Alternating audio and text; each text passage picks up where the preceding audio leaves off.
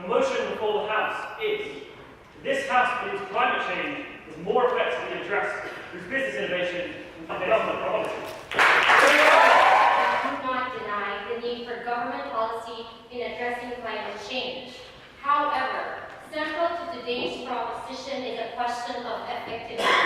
That is, forced to choose between business innovation and government policy, which is the more effective means of addressing climate change and should thus be the driver of solutions. Undoubtedly, we say it should be business innovations for the following reasons. First, continued reliance on government policies as the driver of solutions is unrealistic given the need for effective and immediate responses. To properly address climate change, experts agree that global greenhouse gas emissions must be cut in half to maintain the world's temperatures to no more than 2 degrees above pre-industrial levels.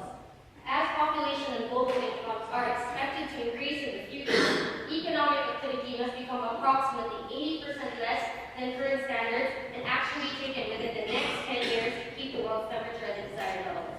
Climate change governance should be based on international agreements.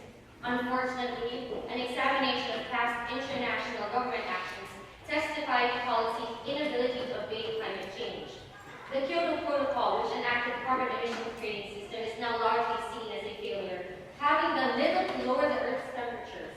It has also taken states 21 conferences to achieve an agreement such as the Paris Agreement, which, it should be said, is still insufficient as a policy to be an effective solution. As drafted, the Paris Agreement simply invites governments to do what they can.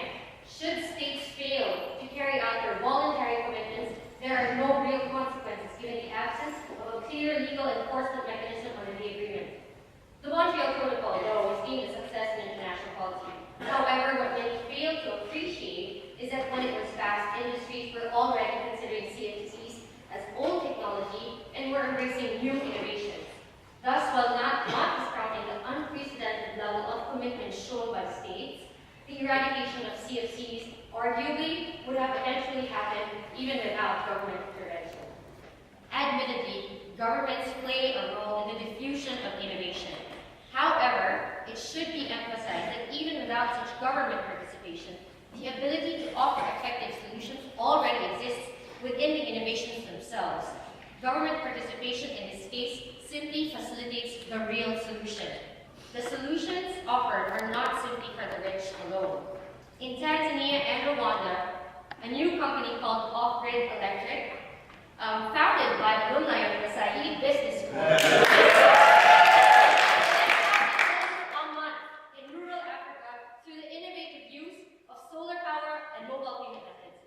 In wind energy, Makani wind kites innovate upon the aerodynamic principles of conventional wind turbine, which replaces tons of steel with lightweight electronics, advanced materials, and smart software. Currently under Google X, this technology has greater chances of scale, which brings me to my third point, that is, business innovations are more effective as solutions given the business's ability to scale. Climate is fundamentally a question about justice. Why do I say this? Because those who emit the most, many of us perhaps, are the least likely to suffer. It is this injustice, this imbalance in the distribution of the costs and the benefits of climate change that government can solve. We have a limit of how much carbon we can continue to emit into the atmosphere. The most liberal estimate of that is 500 billion tons.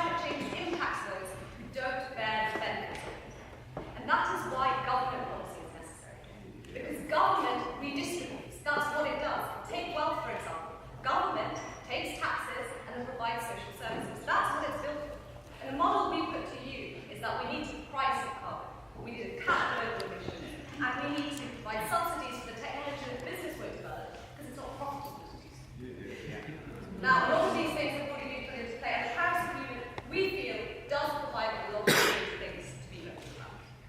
What I'm going to say to you this evening, ladies and gentlemen, is that you can only vote with a proposition if you believe that business is more effective, better placed in government policy at administering justice.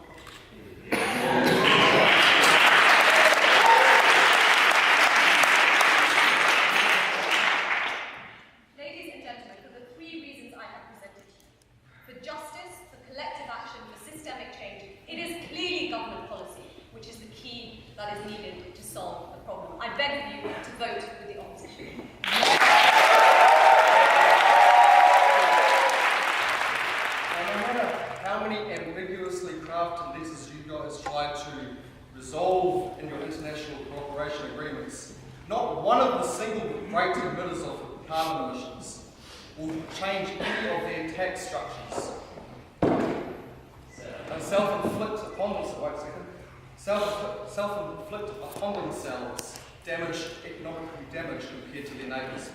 EDS invested 35% reduction in carbon. They are committed, can they actually implement?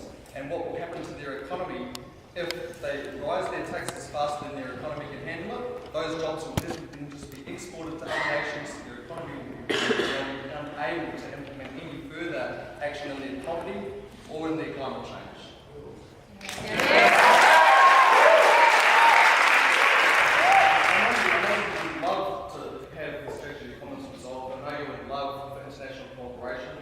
But any of you guys that think that climate change is going to be resolved with the carbon tax is more pretentious than the Blavatnik building that you guys reside in.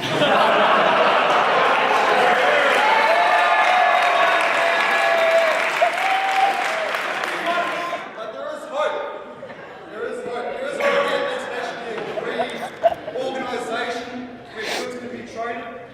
market.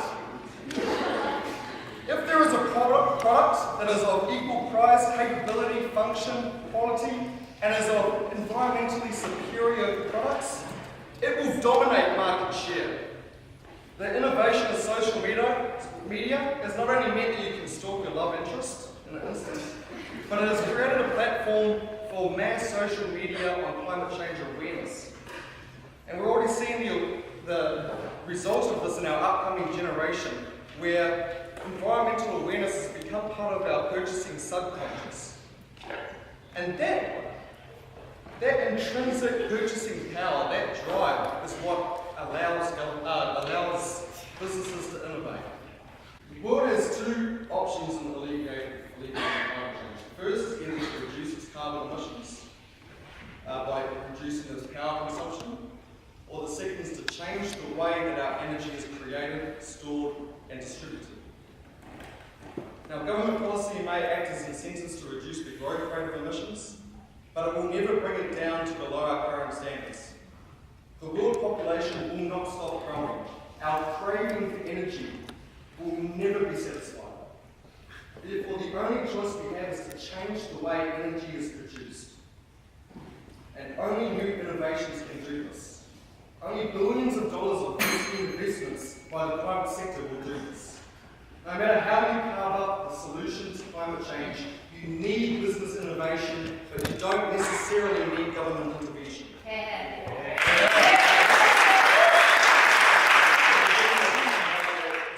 This is a debate about who will lead and who will follow.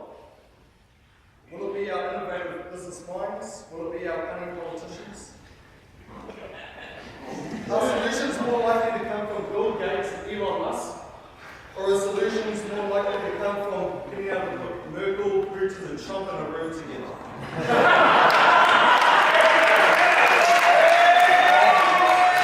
The most carbonised air that any human being has ever breathed since the beginning of time.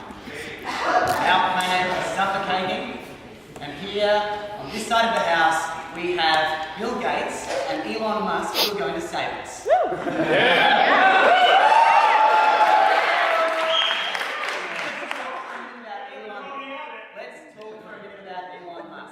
Elon Musk's great technology, the lithium battery, developed by the US government for the space program, ladies and gentlemen.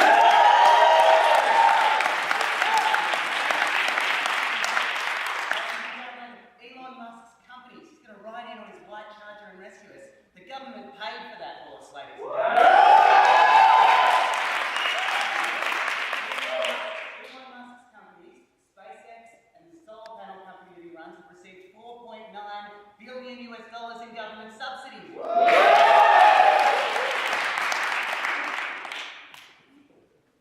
Bill Gates sat down with a journalist late last year and gave an interview. The journalist said, "Bill, you care about climate change. What do we need to do to fix it?" You know what Bill Gates said? He said two things. He said, "We need a carbon tax." And he said, "We need massive government investment in research and development."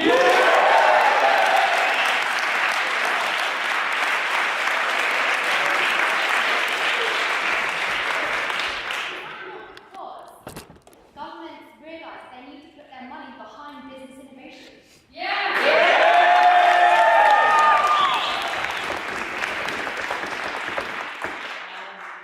Business innovation is nothing if the technology is not competitive.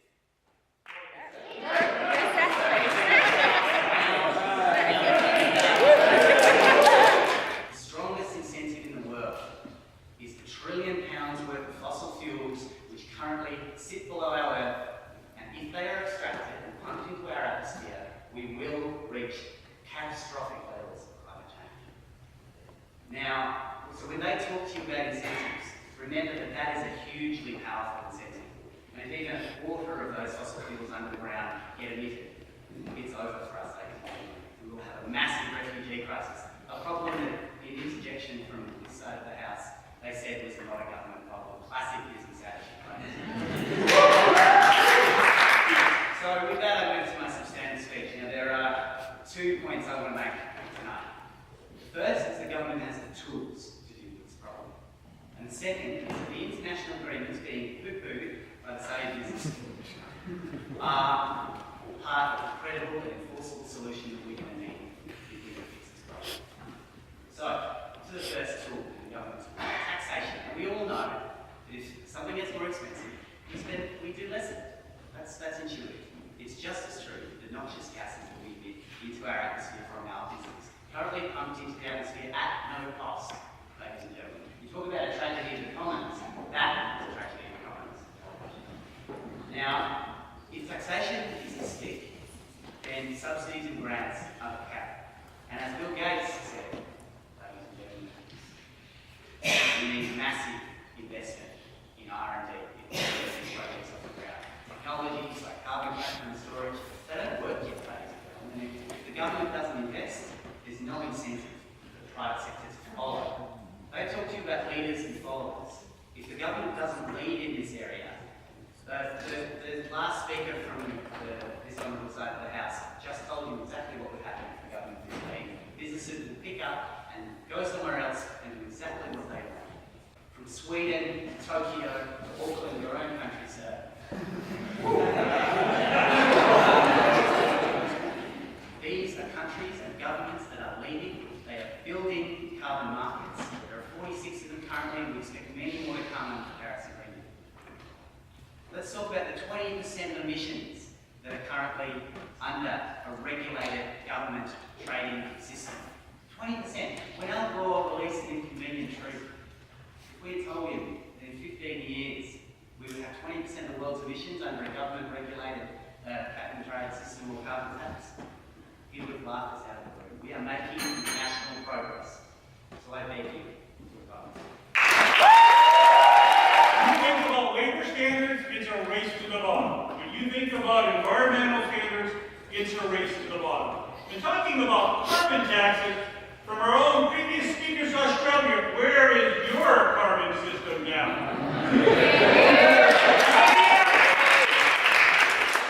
Well, that's my main point. So, as we are witnessing, hold on.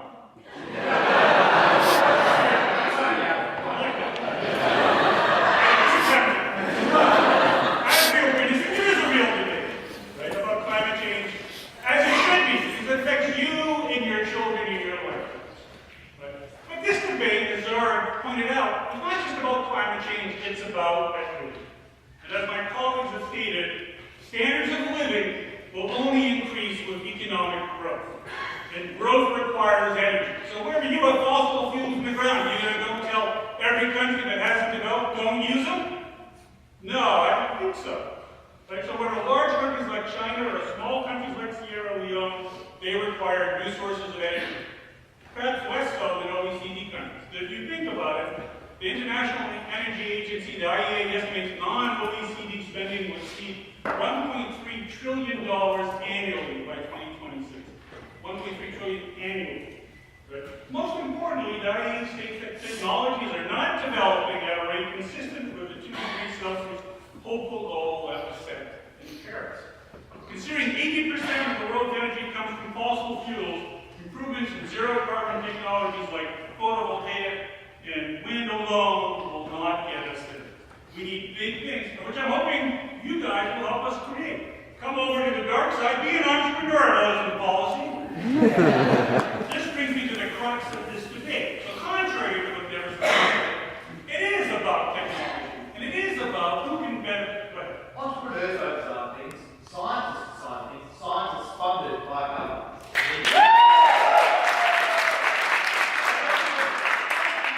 Great that scientists fund, that government fund basic research.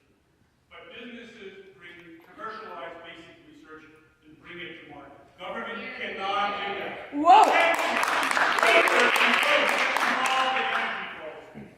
That is not to say that government don't play a role. I mean, some people would like to think that the state is entrepreneurial, but the state is more an enabler. That basically, public policy may be necessary, but it is not sufficient. It is far insufficient. I ask you to consider the evidence. So 80% think it's not a problem at all. How can you trust any of your things from the business side? If you think about technological innovations over the last 100 years, the vast majority have been invented privately. The world demands equitable economic growth and a low-carbon future. Follow in the revolutionary footsteps of Catherine McCormick, not Donald Trump, not Tony Abbott. Don't wait for the government. I ask you to support me in voting for business innovation that is more effective at addressing climate change. Thank you.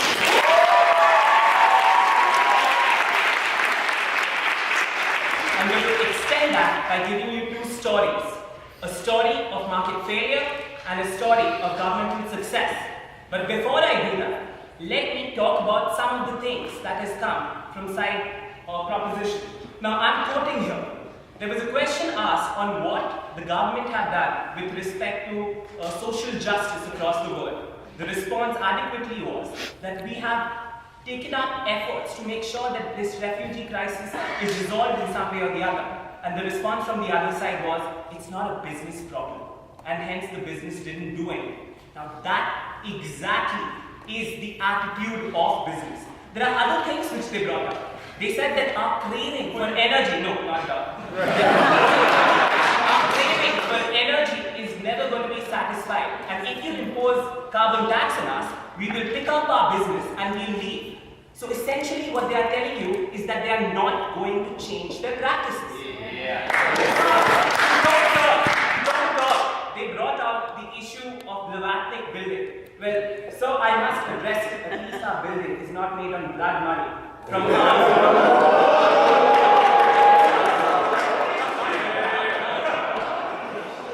we are here standing here and saying that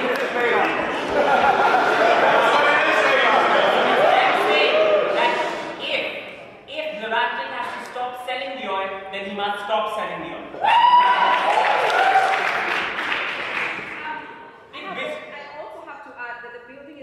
Consumes 49% less energy in comparison to the size businesses. Its carbon emissions are 42% less than existing UK buildings. The size of business is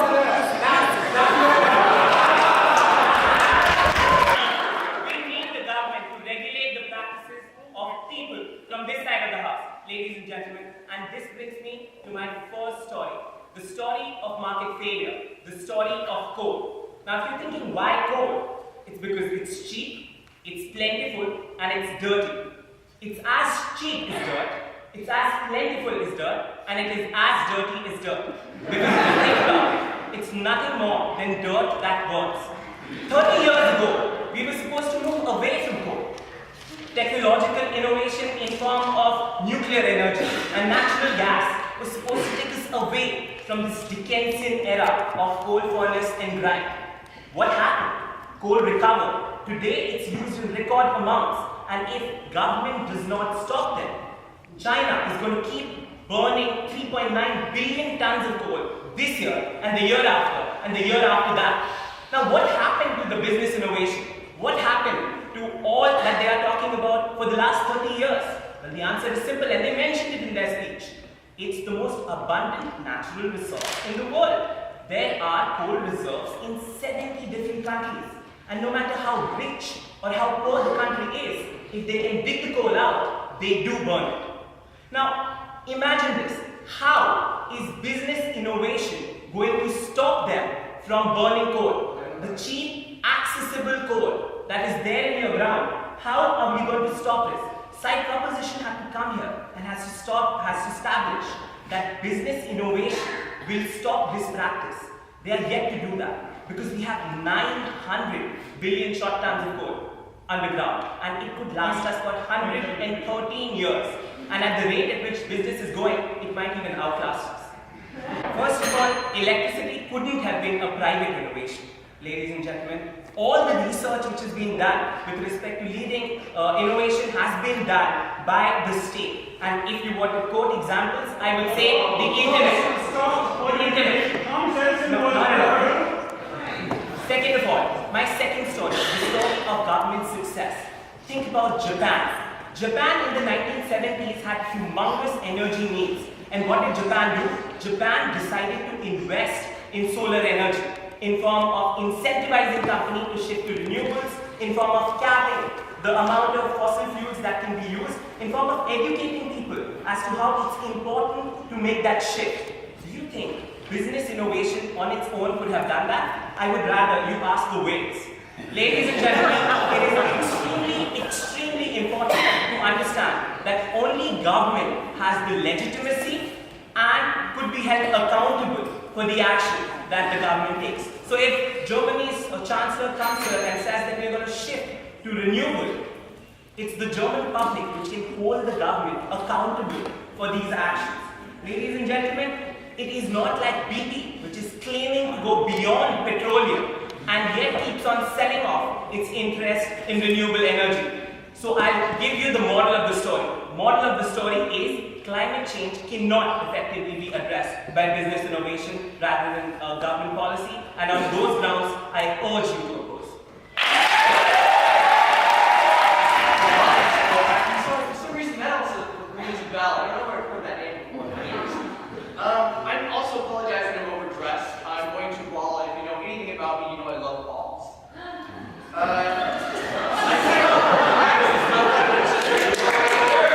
Tonight when I arrived, I actually was on your side of the debate.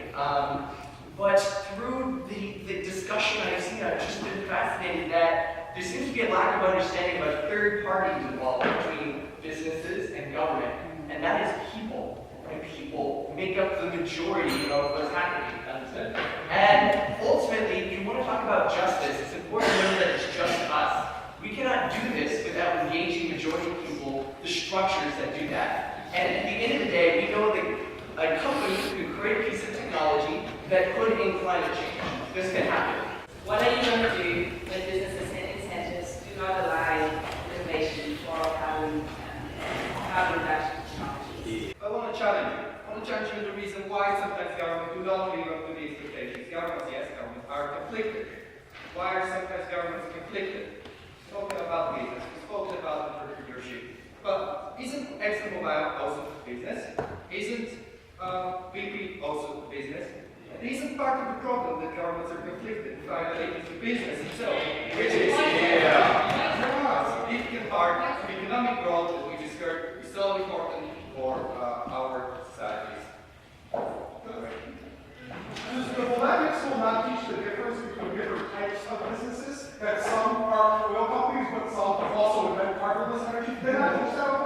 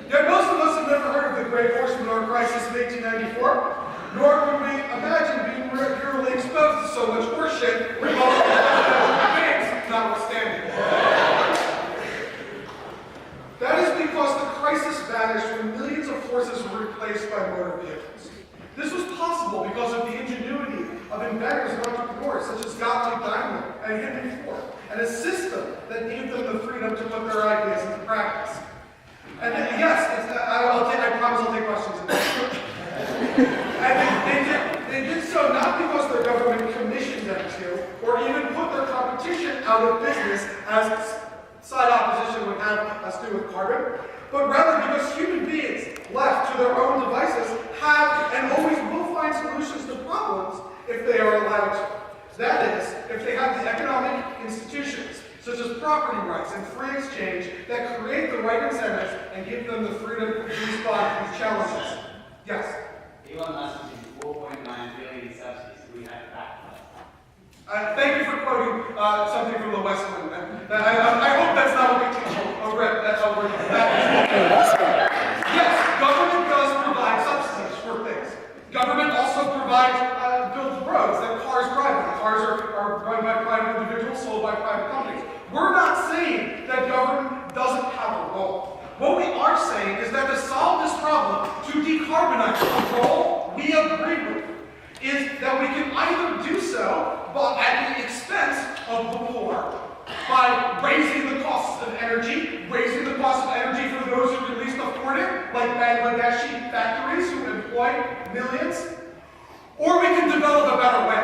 We can innovate, we can find technologies, as we have in the past, that will get us out of this mess, just like it did with the horse manure, just like it did with whale blubber. Yes, sir? So you're saying the invention of cars got out of the mess, you're also your problem by creating a carbon emission for the air, is that the solution?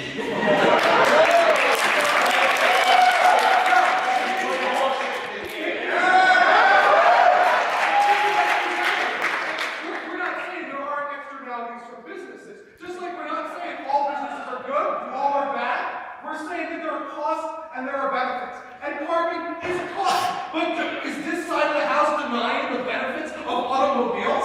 Is that what they would have you do? Literally cut off your nose to spite your face? That is what they're arguing for here. They're arguing to make even poorer people on the road even poorer. That doesn't make sense. Look, they're bad actors. They're bad actors, just like they're bad governments. If you look at some of the things government invented, nuclear weapons, yeah, that's a bad thing, right? Government is not bad. We do the innovation, but is the innovation solving climate change? Yeah. We've had decades, we've had centuries. Where's the solution? Over the past 30 years or so, and we're well on the way towards a renewable future. We're not going to get there with just wind and solar. We need radical transformative innovation, which only this side of the house can deliver.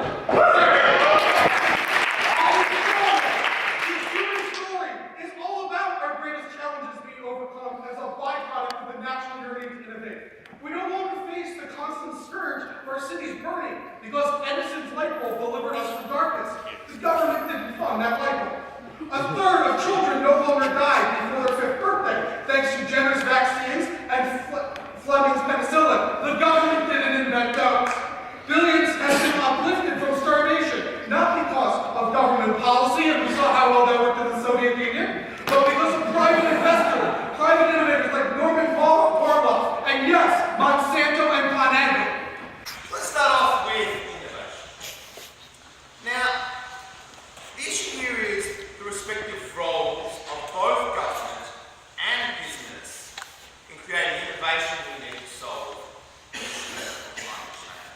Now, it's common ground actually across both teams that we need both business and government, right? There's actually common ground against both teams that both the business and government are necessary for innovation and not sufficient by themselves. We're both. This oddly worded topic is about who is most effective with respect to climate change. Who is going to be most effective with respect to developing the innovation needed for climate change. So what does that mean? Well, we got a nice yardstick from the opposition. The yardstick that they gave us, well, it's all about who's going to lead. Who is going to lead on this issue and who will follow. So, what is business good at when it comes to innovation? Well, we heard from the opposition, they're good at rolling out stuff. They're good at rolling it out. They're good at scaling it up. They look at the moon, like, they look at all the billions of dollars spent by the US government on the moon, and they think, geez, we can take that too far. We can scale it up.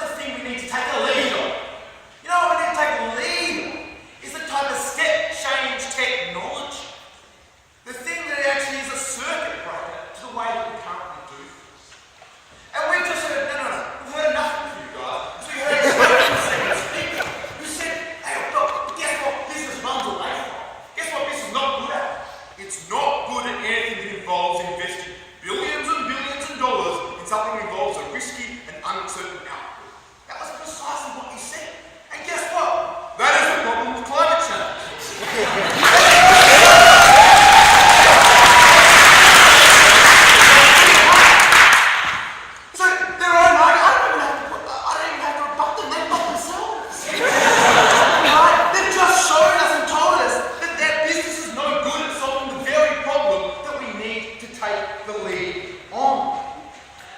So rolling it out isn't going to be the circuit breaker. We need leadership on the step change phenomenon. And we actually can see that governments are good at it. They're good at it. They can get to the bloody moon. Business didn't get us to the moon. NASA got us to the moon. If it happens. Talking about penicillin. Jeez, I can remember Florey and Fleming. They were great CEOs of a business. Now, they were scientists funded by the government.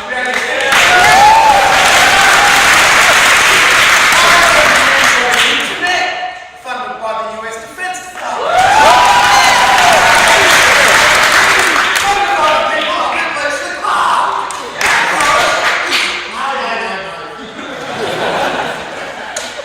I'm not going to take you. You happen to be a world expert on this session, so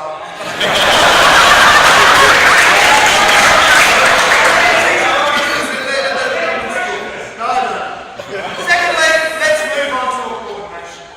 So we've managed to deduce that part of the problem is an innovation problem. And this is something that we can only have government take the lead on. But part of the problem is our coordination. So thinking about climate change is everyone's individual thinking. Both as individual persons, citizens, and also as governments are generally contrary to the collective interest. Both individuals, businesses, and governments are all in a collective action problem. We accept that. It's a hard problem for everyone. And you know what? What we've heard from the opposition is that it's a hard problem from government. They go to Paris, they sip their champagne, they do whatever they do in Paris, they go to the Eiffel Tower, and really struggle to get some solution, you know. But they get something. But it's not perfectly here. Well, it's just rubbish. It's just factually incorrect. It is something. And the thing is, it's a lot more than what came out of the last large conference amongst large multinational companies about what to do with climate change.